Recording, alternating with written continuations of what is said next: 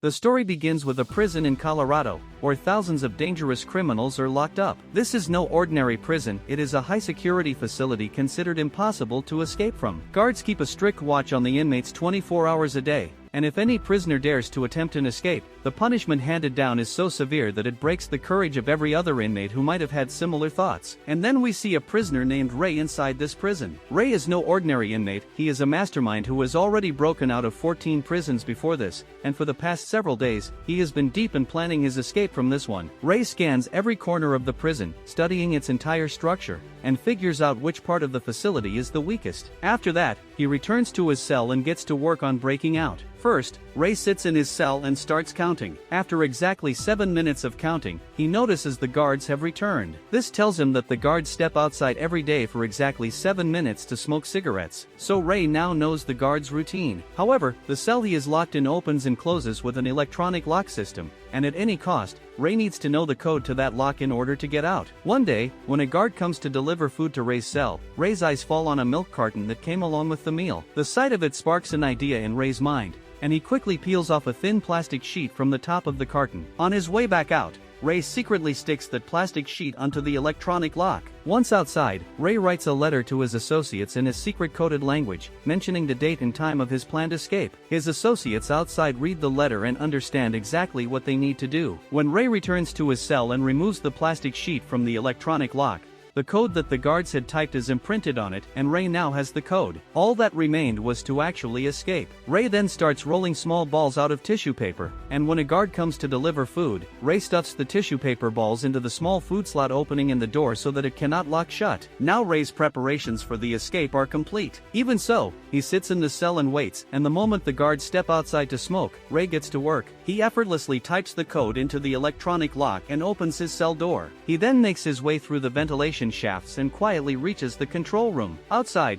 we see a girl sitting in a car parked outside the prison. She gets out and walks away from the car, and moments later, the car explodes. The sound of the blast draws the attention of all the guards in that direction, giving Ray the perfect window to escape. He quickly goes into the control room and puts his cell's camera on a reversed footage loop, so the guards have no idea Ray has already escaped. Looking at the screen, they believe Ray is still sitting in his cell. Shortly after, a firefighting team arrives to put out the fire, and we see that Ray has put on a firefighter's uniform and walks out of the prison right along with them. A car then pulls up. Ray's two associates are inside, and Ray gets in and flees the prison. A little further down the road, his associates drop Ray off on a deserted stretch, believing he is now completely free. But just then, a police car arrives and the officers spot Ray. They immediately realize he is an escaped prisoner because Ray is still wearing his prison clothes, so the police arrest him again. But then a man appears and shows the officers some papers, after which they release Ray. This man, we learn, is named Clark, and he is Ray's friend. Clark then takes Ray straight back to the warden of the very prison Ray had just escaped from. The warden is stunned to see Ray and asks,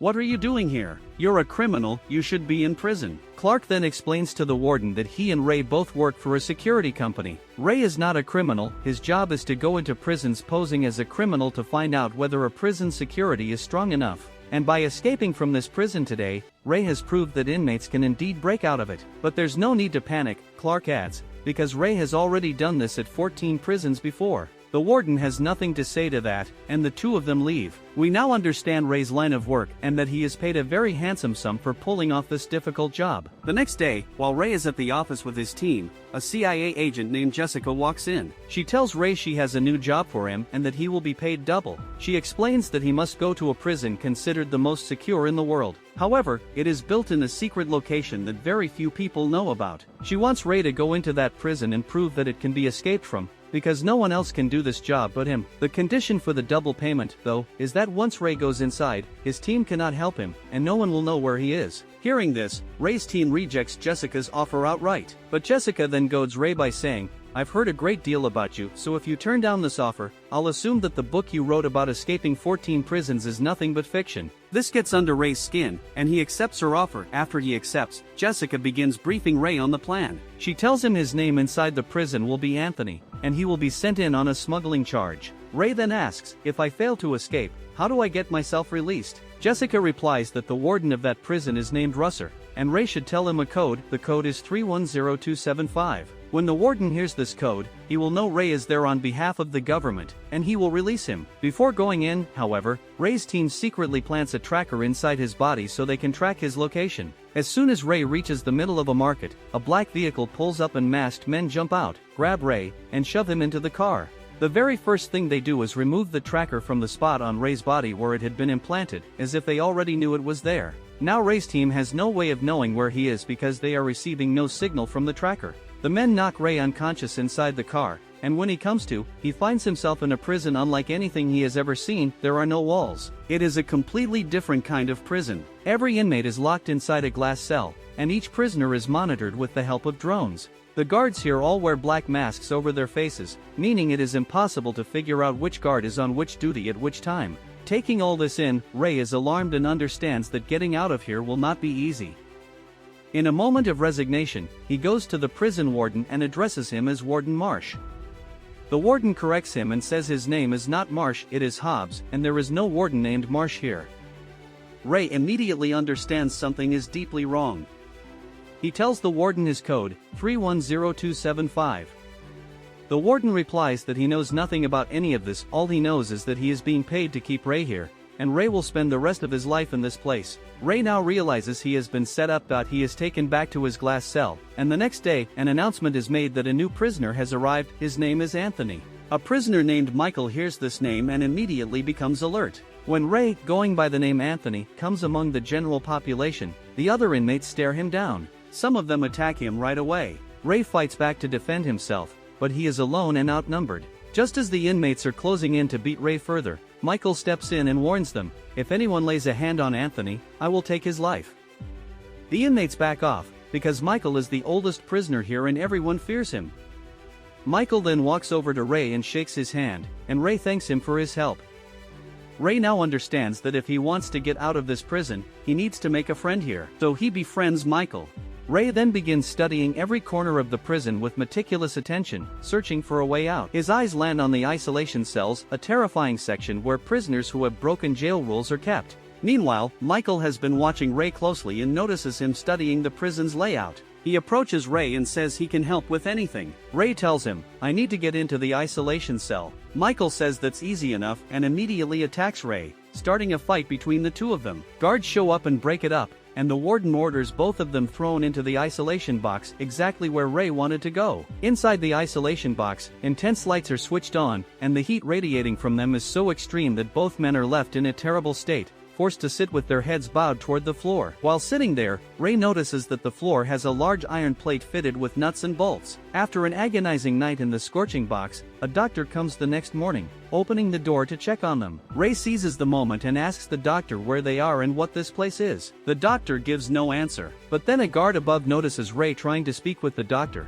and approaches the doctor asking what Ray said. The doctor lies and tells the guard that Ray was only saying how dehydrated his body had become from the heat overnight. Ray, standing at a distance, hears all of this and realizes this doctor is a decent man. The next day, Michael sits with Ray at the dining table and asks what he discovered during their time in the isolation box. Ray tells him, this prison is on the edge of an ocean, because there is too much moisture in the air. And while they were locked in the isolation box, he spotted a large iron plate on the floor secured with nuts and bolts. If he can get hold of a piece of iron to use as a tool, he can unscrew that plate and find a way out of the prison through it. Michael tells Ray he will get him the piece of iron. The next day, the warden calls Michael in and questions him about a man named Victor. Michael refuses to tell the warden anything about Victor. The warden grows furious and begins torturing Michael, but Michael says nothing, and at the first opportunity, he secretly steals a piece of iron. We realize this was exactly why Michael had been there in the first place. He then goes straight to Ray and quietly hands it over.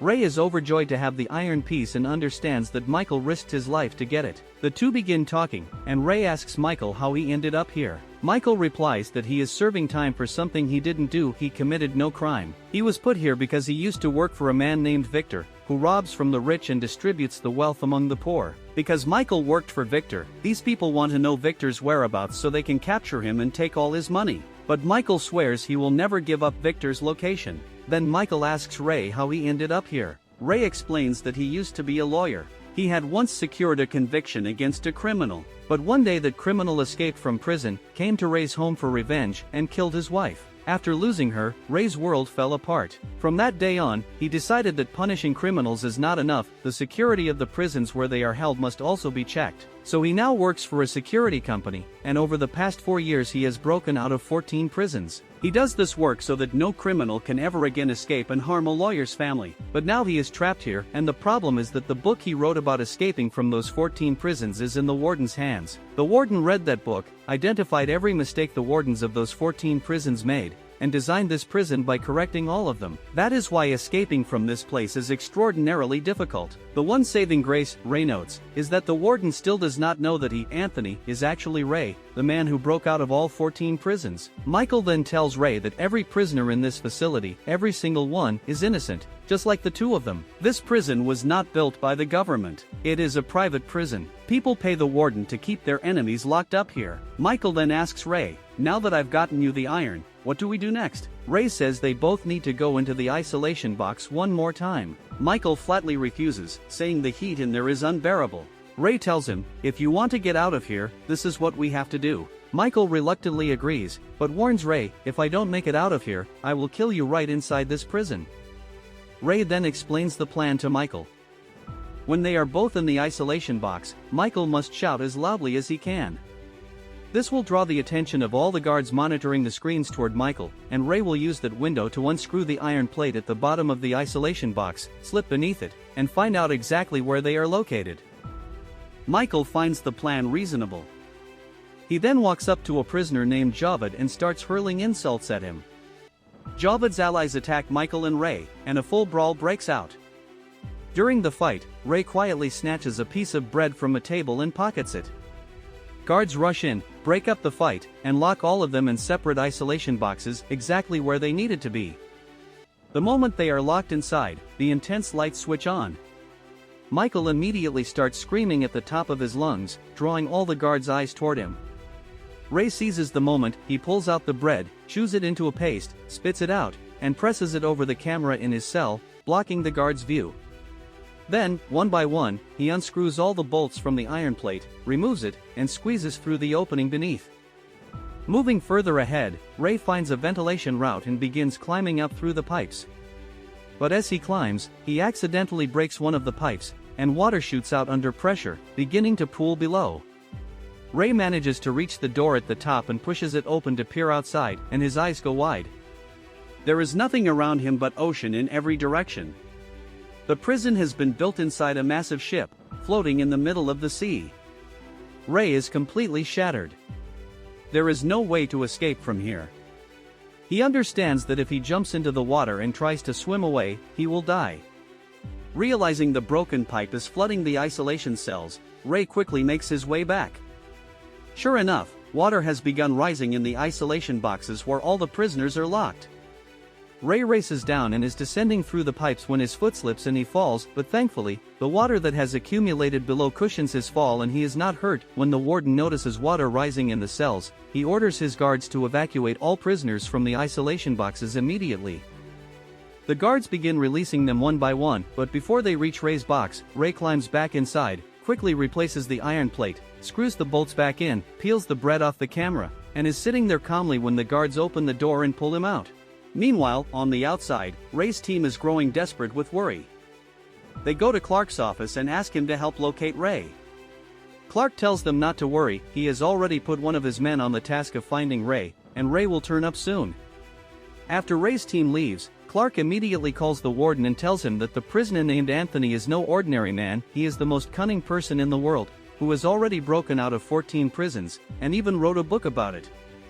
The warden replies that the man who broke out of 14 prisons and wrote a book about it is named Ray. Clark smiles and tells the warden, the prisoner named Anthony in your prison is, in fact, Ray himself, he changed his name and is planning to break out of your prison too. The call ends. And we now understand that Ray's own companion, Clark, is the one who arranged for Ray to be trapped in this prison. Clark wants to take sole ownership of Ray's company and needs Ray permanently out of the picture. On the other side, the warden now knows Ray's true identity. He sends a guard to Ray's cell, and that guard spends the entire night banging on the cell wall to prevent Ray from sleeping. When morning comes, the guard beats Ray savagely. Ray is tortured so severely that he completely breaks down and gives up any thought of escaping, both because of the brutal treatment and because he has seen with his own eyes that the prison is on a ship in the middle of the sea. Getting out seems truly impossible. The next day when Ray meets Michael, Michael asks what Ray saw when he went outside. Ray tells him, this is no ordinary prison, it is built inside a massive ship, in the middle of the ocean. No one knows where they are. He tells Michael to forget about escaping, just as he himself has. Michael then motivates Ray and tells him he cannot lose heart. He must take revenge on the people who trapped him here. And dying a slow death in a place like this is far worse than making one final attempt to break free. Ray's fighting spirit reignites, and the two of them get back to planning their escape. The first thing they need to figure out is where on the ocean they actually are. To get Ray access to the doctor, Michael deliberately wounds Ray. Ray goes to the doctor's room for treatment, and while there, Ray tells the doctor he needs to know where they are. The doctor still refuses to say anything, but while there, Ray manages to steal a white sheet. Back with Michael, the two of them borrow a pair of glasses from another inmate and use the white sheet to build a makeshift device, something that can help them determine their location. But Ray explains they will need to go to the roof of the ship at night and use the stars in the sky to figure out where they are. While the two are discussing this, two guards arrive and start beating them because the warden has been watching the cameras and suspects they are planning something together. Ray is taken to the warden's room. The warden tells him, I know now that your name is not Anthony, it's Ray. You are the man who has broken out of 14 prisons, and you even wrote a book about how you did it. I built this entire prison based on that book. He then declares that no one can escape from here. Ray responds, if you already know who I am, then let me go, you know I'm innocent. The warden says, why would I let you go? I'm being paid to keep you here. Ray then tells the warden he has information worth a fortune. The warden's interest is piqued, and he asks what it is. Ray tells him that he has gotten very close to Michael. Michael trusts him completely, and in exchange for his freedom, he can give the warden Victor's location. Blinded by greed, the warden agrees. From that point on, the warden stops interfering with Ray and Michael being together. Whenever the warden calls Ray in to give him information about Victor, Ray feeds him false leads and walks away. Ray also tells Michael about this arrangement, that he has struck a deal with the warden to pretend to reveal Victor's location. Their plan is coming together well. Now the only thing left is to determine their exact location on the ocean. Ray tells Michael to give the device they built to Javed, because no one will ever suspect Javed. The two of them have fought with him several times, so it would seem natural for Javed to have no connection to their scheme. Michael approaches Javed and asks if he wants to escape. Javed says yes, and Michael brings him into their team, explaining the full plan to him. Javed then goes straight to the warden and says there are prisoners planning to escape, and if the warden makes him an informant, he can reveal their names and plans on the condition that he is allowed to go out to prey under the open sky. The warden agrees.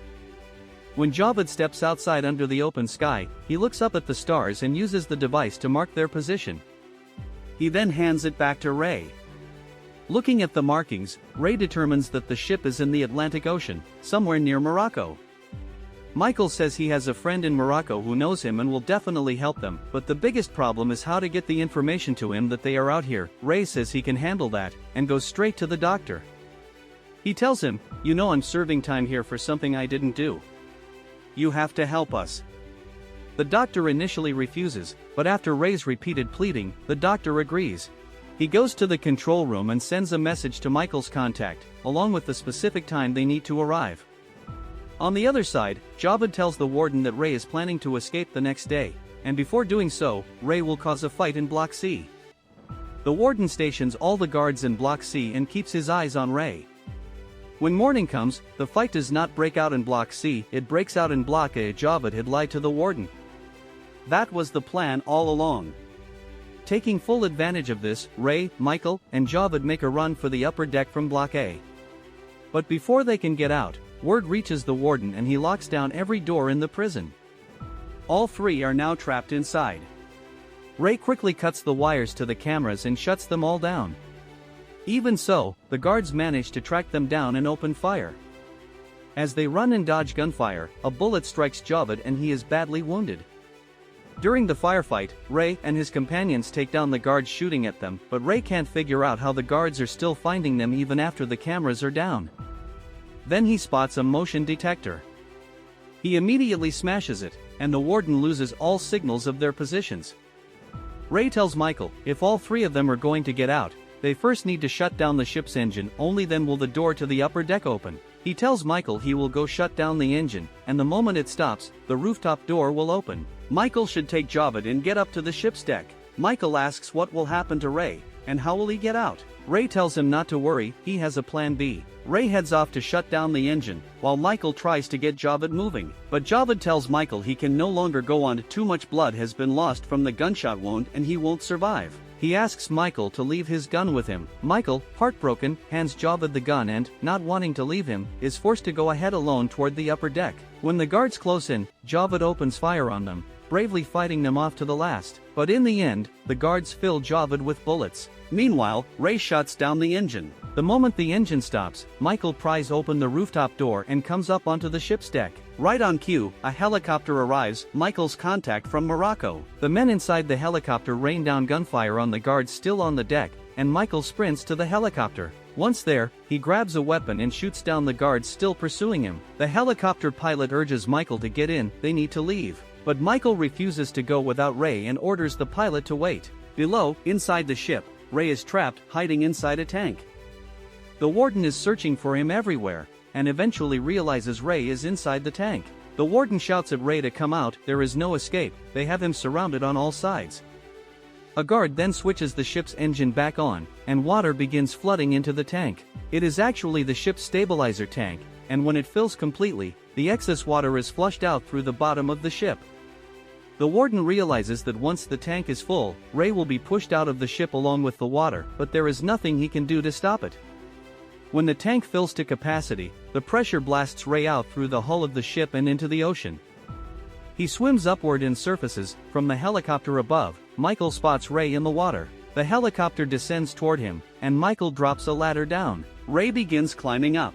But then the warden opens fire on them from the ship, and a bullet catches Michael in the shoulder, wounding him. Furious, Ray returns fire, but instead of aiming at the warden directly, he shoots at the oil tanks near the warden. Oil spills out everywhere, and a massive explosion rocks the ship. The warden burns to death in the fire. Finally, the two of them, having escaped from what seemed like an impossible prison, fly away in the helicopter and land on a shore. A car is waiting for them, and the woman who steps out of it is none other than Jessica, the woman who had given Ray the challenge of going into that prison.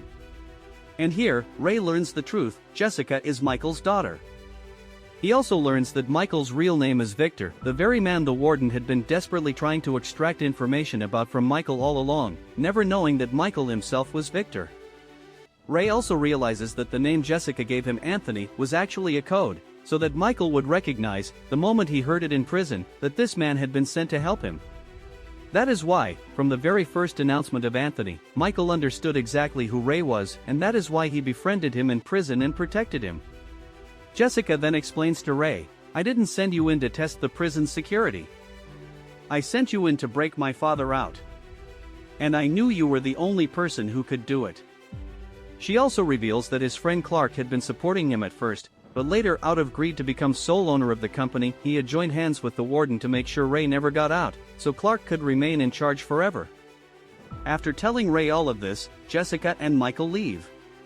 On the other side, Clark has by now learned that Ray has escaped from prison. The moment he finds out, he grabs his essentials and tries to flee. But as soon as he gets into his car, one of Ray's associates, already waiting inside, knocks him unconscious. When Clark opens his eyes, he finds himself in a small room, inside his own car.